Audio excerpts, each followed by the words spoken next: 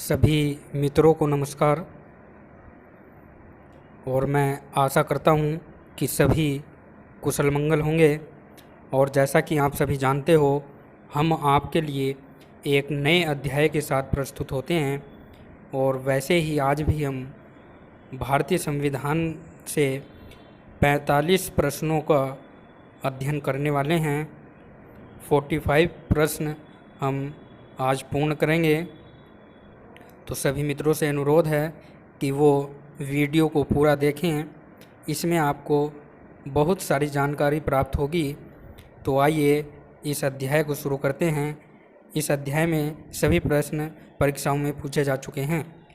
तो पहला प्रश्न है, 40 प्रश्न हमने पीछे पूर्ण कर लिए थे। यह 41वां प्रश्न है। लोकसभा एवं राज्यसभा के 2 अधिवेशनों के बीच अधिकतम कितने समय का अंतर होना चाहिए? तो इसका जो सही उत्तर होगा दोस्तों, वह है 6 माह। तो 6 माह का समय अंतराल इनके बीच में होना चाहिए। अगला प्रश्न है, राज्य की कार्यपालिका का प्रमुख कौन होता है? राज्य की जो कार्यपालिका होती है उसका प्रमुख आपको बताना है। तो इसका आंसर क्या होगा? राज्य की कार्यपालिका का प्रमुख जो होता है वह राज्यपाल होता है। राज्य की कार्यपालिका का प्रमुख राज्यपाल होता है। अगला प्रश्न देखेंगे। अगला प्रश्न है, संविधान के अनुसार विधानसभा के सदस्यों की अधिकतम संख्या होती है। तो संविधान के अनुसार विधानसभा के सदस्यों की अधिकतम संख्या कितनी होती है? तो जल्दी से बताओ। 500, 525, 552 या 475? तो इसका सही उत्तर है 500। संविधान के अनुसार विधानसभा के सदस्यों की अधिकतम जो संख्या होती है वह 500 होती है। अगला प्रश्न देखेंगे। अगला प्रश्न है, वर्तमान में भारत में कुल कितने राज्यों में विधान परिषद विद्यमान है? यानी वर्तमान में भारत में कुल कितने राज्यों में विधान परिषद हैं? तो कितने हैं ऐसे? तो 6 हैं। इसका सही उत्तर है 6। वर्तमान भारत में कुल राज्यों में विधान परिषद 6 हैं। ठीक है, ये है सारे ही प्रश्न परीक्षाओं में पूछे जाते हैं, तो इनको याद करना है आपको। अगला प्रश्न है, राज्य का मंत्रिमंडल सामूहिक रूप से किसके प्रति उत्तरदायी होता है?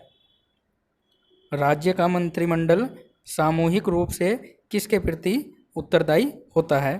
तो इसका सही उत्तर क्या होगा? इसका जो सही उत्तर है दोस्तों वह है विधानसभा। तो राज्य का मंत्रिमंडल सामूहिक रूप से विधानसभा के प्रति उत्तरदायी होता है। अगला प्रश्न देखेंगे। अगला प्रश्न है, विधानसभा का वर्ष कम से कम कितने अधिवेशन होने अनिवार्य हैं? यानी विधानसभा का वर्ष में कम से कम कितने अधिवेशन होने चाहिए? तो इसका जो सही उत्तर होगा हमारा वह कौन सा है? तो इसका सही उत्तर है 2। विधानसभा का वर्ष में कम से कम 2 अधिवेशन होने अनिवार्य हैं। अगला प्रश्न देखेंगे। और अगला प्रश्न है, किस राज्य में विधानसभा सदस्यों की संख्या सर्वाधिक है? यानी किस राज्य के विधानसभा सदस्यों की संख्या अधिक है? तो यह आपको बताना है। तो सबसे ज़्यादा किस में है? तो इसका सही उत्तर है उत्तर प्रदेश। तो उत्तर प्रदेश काफ़ी बड़ा राज्य है जनसंख्या की दृष्टि से, तो इसमें विधानसभा में सबसे ज़्यादा सदस्य हैं उत्तर प्रदेश में। चलिए अगला प्रश्न देखेंगे। जम्मू कश्मीर राज्य को किस अनुच्छेद के अंतर्गत विशेष राज्य का दर्जा प्राप्त है? अब तो था दोस्तों, क्योंकि 370 धारा में संशोधन हो चुका है। तो जम्मू कश्मीर राज्य को किस अनुच्छेद के अंतर्गत विशेष राज्य का दर्जा प्राप्त था? तो अनुच्छेद 370। इसका सही आंसर है यह है 370 धारा जो हटाई गई, तो इस 370 अनुच्छेद के द्वारा ही जम्मू कश्मीर को विशेष राज्य का दर्जा प्राप्त था। अगला प्रश्न है, भारत का नियंत्रक एवं महालेखा परीक्षक किसके द्वारा नियुक्त किया जाता है? तो भारत का नियंत्रक एवं महालेखा परीक्षक किसके द्वारा नियुक्त किया जाता है? तो इसका सही उत्तर जो होगा राष्ट्रपति। तो भारत का नियंत्रक एवं महालेखा परीक्षक जो होता है उसके द्वारा राष्ट्रपति के द्वारा नियुक्त किया जाता है। अगला प्रश्न है, भारत का उच्चतम न्यायालय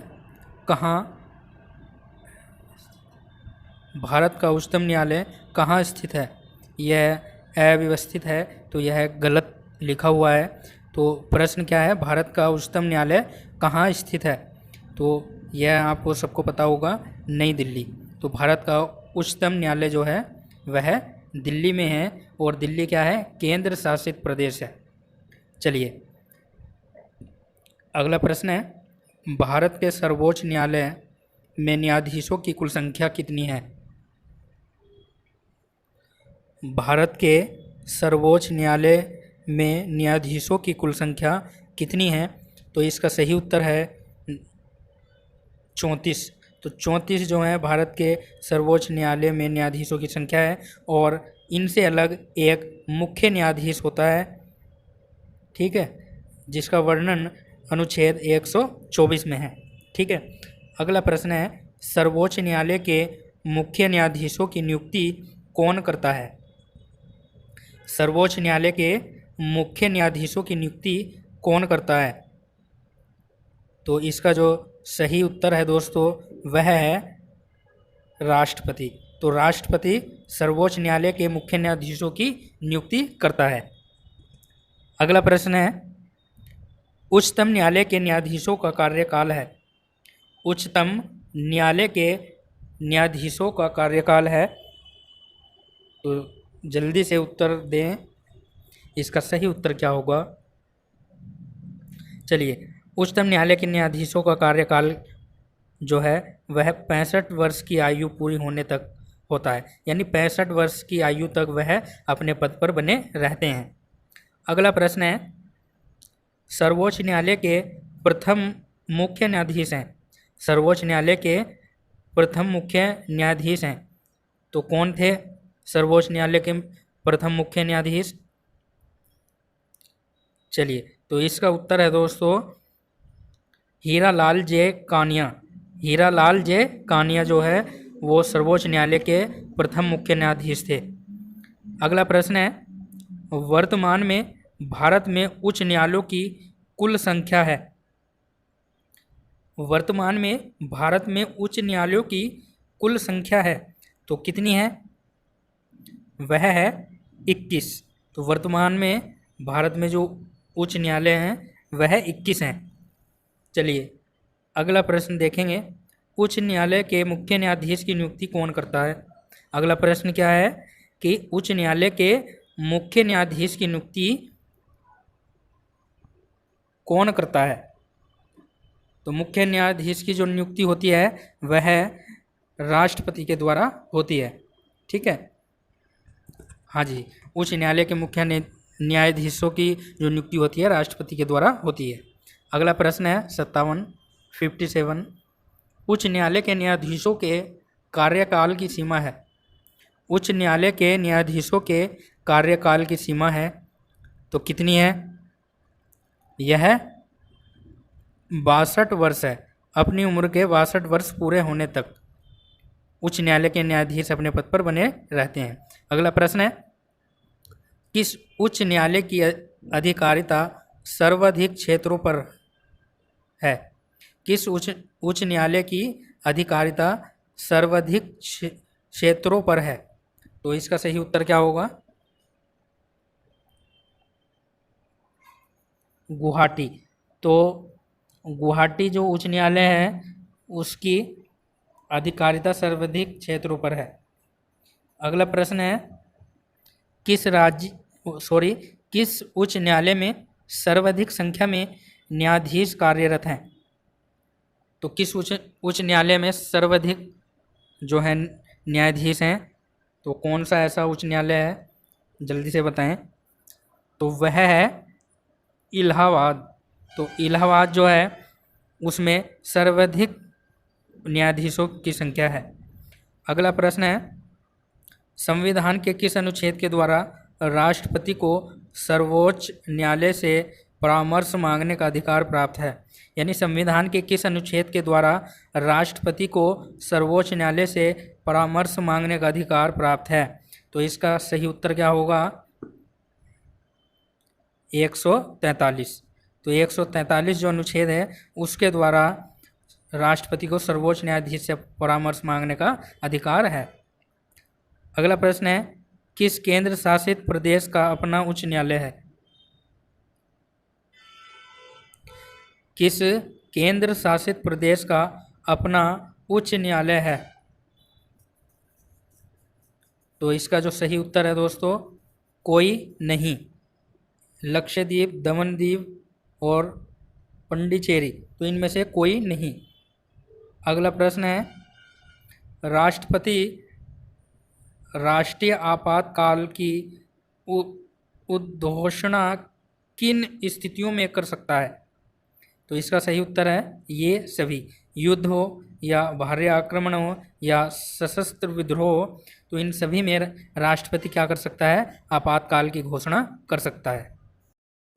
अगला प्रश्न देखेंगे, भारत में अब तक कितनी बार राष्ट्रीय आपात की घोषणा की जा चुकी है?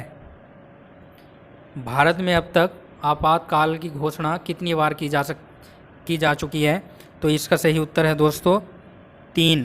तो 3 बार भारत में आपातकाल की घोषणा की जा चुकी है। ठीक है, आनंद आ रहा है ना वीडियो देखने में? चलिए अगले प्रश्न की ओर चलते हैं।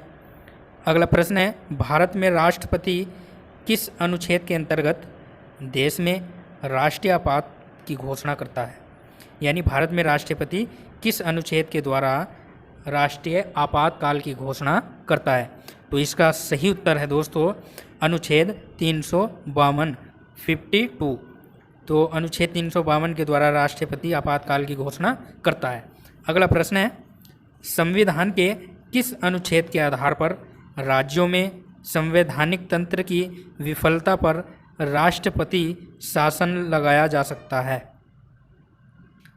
तो किस अनुच्छेद के आधार पर राज्यों में राष्ट्रपति शासन लगाया जा सकता है? तो अनुच्छेद 356 के द्वारा राज्यों में राष्ट्रपति शासन लागू हो सकता है। अगला प्रश्न है, राज्यों में राष्ट्रपति शासन की अधिकतम अवधि क्या है? राज्यों में राष्ट्रपति शासन की अधिकतम जो अवधि है वो क्या है? तो इसका सही उत्तर है, क्या होगा इसका सही उत्तर? राज्यों में राष्ट्रपति शासन की अधिकतम अवधि है 3 वर्ष। तो 3 वर्ष तक राज्यों में राष्ट्रपति शासन लागू हो सकता है, उससे अधिक समय तक उसको लागू नहीं किया जा सकता। ठीक है, चलिए अगला प्रश्न देखेंगे।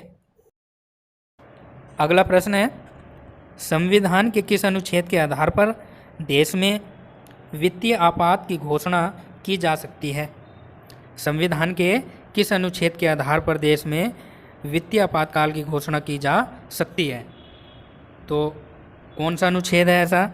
तो इसका जो सही उत्तर है दोस्तों वह है अनुच्छेद 360 के द्वारा वित्तीय आपातकाल की घोषणा की जा सकती है।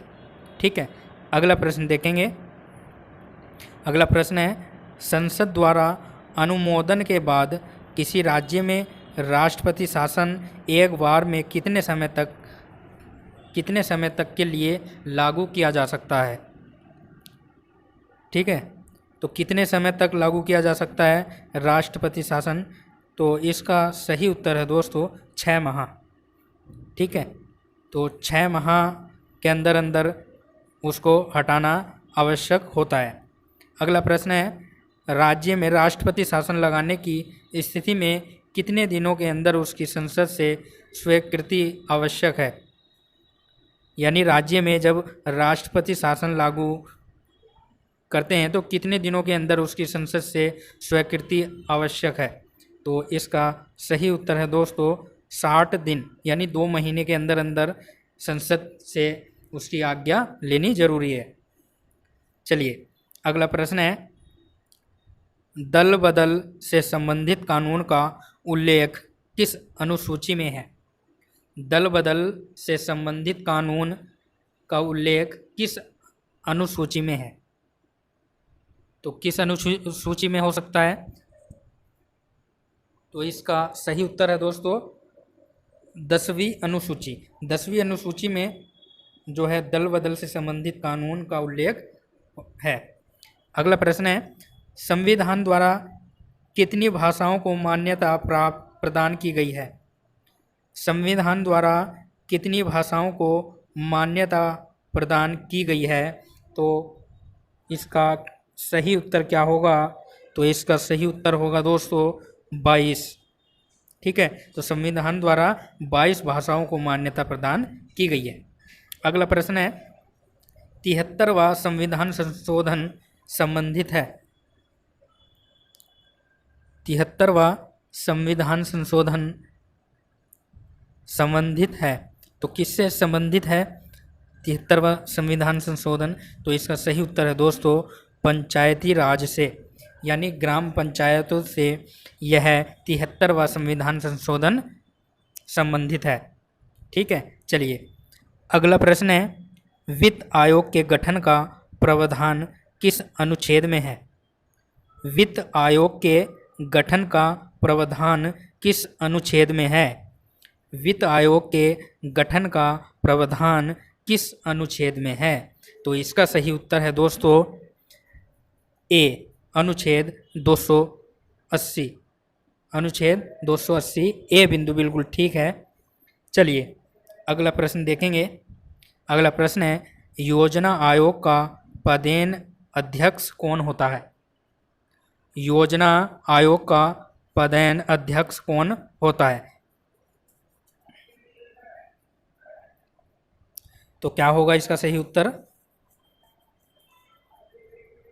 तो इसका जो सही उत्तर है दोस्तों, योजना आयोग का पदेन अध्यक्ष होता है प्रधानमंत्री। यानी कोई भी योजना जब लागू होती है तो उसका अध्यक्ष प्रधानमंत्री होता है। अगला प्रश्न है, भारत में प्रथम योजना आयोग का गठन कब किया गया था? भारत में प्रथम योजना आयोग का गठन कब किया गया था? तो क्या होगा इसका सही उत्तर? भारत में प्रथम योजना आयोग का गठन कब किया गया था? तो 15 मार्च 1950। बी बिंदु बिल्कुल ठीक है, बी ऑप्शन 15 मार्च 1950 को प्रथम योजना आयोग का गठन किया गया था। अगला प्रश्न है, राष्ट्रीय विकास परिषद की स्थापना कब की गई? राष्ट्रीय विकास परिषद की स्थापना कब की गई? तो इसका सही उत्तर है 1952 ईस्वी में राष्ट्रीय विकास परिषद की स्थापना की गई। अगला प्रश्न है, भाषा के आधार पर गठित भारत का पहला राज्य का नाम है? भारत के आधार पर गठित भारत का पहला राज्य का नाम है, तो क्या नाम है? क्या हो सकता है इसका उत्तर? तो इसका सही उत्तर है दोस्तों आंध्र प्रदेश। तो भारत के आधार पर गठित भारत का पहला राज्य का नाम आंध्र प्रदेश था। चलिए अगला प्रश्न है, बलवंत राय मेहता समिति का गठन कब किया गया था? बलवंत राय मेहता समिति का गठन किया गया था, तो कब किया गया था? किसके द्वारा किया गया था? तो इसका जो सही उत्तर है वह है पंचायती राज व्यवस्था से। तो बलवंत राय मेहता समिति का गठन पंचायती राज व्यवस्था से किया गया था। अगला प्रश्न है, भारत में सर्वप्रथम 2 अक्टूबर 1959 को पंचायती राज व्यवस्था का शुभारंभ किया गया, यह कहाँ से शुरू हुआ था? तो प्रश्न समझ में आया होगा, तो जल्दी से इसका उत्तर दें। तो यह जो शुरू हुआ था दोस्तों पंचायती राज व्यवस्था, यह नागौर राजस्थान से शुरू हुआ था। कब? 2 अक्टूबर 1959 को। अगला प्रश्न है, स्वतंत्र भारत में प्रथम निर्वाचन आयुक्त कौन थे? स्वतंत्र भारत में प्रथम निर्वाचन आयुक्त कौन थे? तो इसका सही उत्तर क्या हो सकता है? तो इसका सही उत्तर है सुकुमार सेन। स्वतंत्र भारत में प्रथम निर्वाचन आयुक्त जो है सुकुमार सेन ने किया था। अगला प्रश्न है, पहले वित्त आयोग का गठन 1951 में किया गया, इसके अध्यक्ष कौन थे? पहले वित्त आयोग का गठन 1951 में किया गया, इसके अध्यक्ष कौन थे? तो जल्दी से अपना उत्तर दें। तो इसका सही उत्तर है के.सी. नियोगी। के.सी. नियोगी पहले वित्त आयोग का गठन 1951 में किया गया और इसके अध्यक्ष कौन थे? के.सी. नियोगी। अगला प्रश्न है, पंचायतों के चुनाव हेतु निर्णय लेने का अधिकार किसे प्राप्त है? पंचायतों के चुनाव हेतु निर्णय लेने का अधिकार किसे प्राप्त है? तो किसे प्राप्त है? तो इसका सही उत्तर होगा दोस्तों चुनाव आयोग को। चुनाव आयोग को क्या है? पंचायतों के चुनाव हेतु निर्णय लेने का अधिकार प्राप्त है। अगला प्रश्न है, सरकारिया आयोग का गठन सरकारिया आयोग का संबंध है, तो किससे है सरकारिया आयोग का संबंध? तो केंद्र राज्य संबंधों से, नदी पानी बंटवारे से, सूचना के अधिकार से या लाभ के पद संबंधित विवाद से। तो इसका सही उत्तर है दोस्तों केंद्र राज्य संबंधों से सरकारिया आयोग का संबंध है। ठीक है, तो सरकारिया आयोग का संबंध किससे है? केंद्र राज्य के संबंधों से, यानी केंद्र राज्य से इसका संबंध है। ठीक है, चलिए अगला प्रश्न देखेंगे 84। संसद द्वारा देश में सूचना पाने का अधिकार संबंधी विधेयक कब पारित किया गया? संसद द्वारा देश में सूचना पाने का अधिकार संबंधी विधेयक कब पारित किया गया है? तो इसका सही उत्तर क्या हो सकता है? तो इसका सही उत्तर है दोस्तों जून 2005। संसद द्वारा देश में सूचना पाने का जो अधिकार था वह जून 2005 में पारित हुआ। अगला प्रश्न देखेंगे, राष्ट्रपति को किसके द्वारा शपथ दिलाई जाती है? तो इस प्रश्न का उत्तर आपको देना है दोस्तों, और वीडियो के कमेंट में आप बता देना कि राष्ट्रपति को किसके द्वारा शपथ दिलाई जाती है। ठीक है, यह प्रश्न आपके लिए छोड़ा जा रहा है। तो आज हम अपने अध्याय को यहीं विराम देते हैं और आपसे आशा करते हैं कि आपको हमारी वीडियो अच्छी लगी होगी। हमारे द्वारा जो जानकारी दी गई हैं वो भी आपको अच्छी लगी होगी। तो इसलिए चैनल को सब्सक्राइब करें, वीडियो को लाइक व शेयर करें दोस्तों, ताकि आने वाली वीडियो का संदेश आप तक पहुंच सके। और मैं आपके भविष्य की कामना करते हुए आपके उज्जवल भविष्य की कामना ईश्वर से करता हूं। तो मुझे आज्ञा दें दोस्तों, फिर मिलेंगे अगले अध्याय में। तब तक के लिए नमस्कार दोस्तों, धन्यवाद।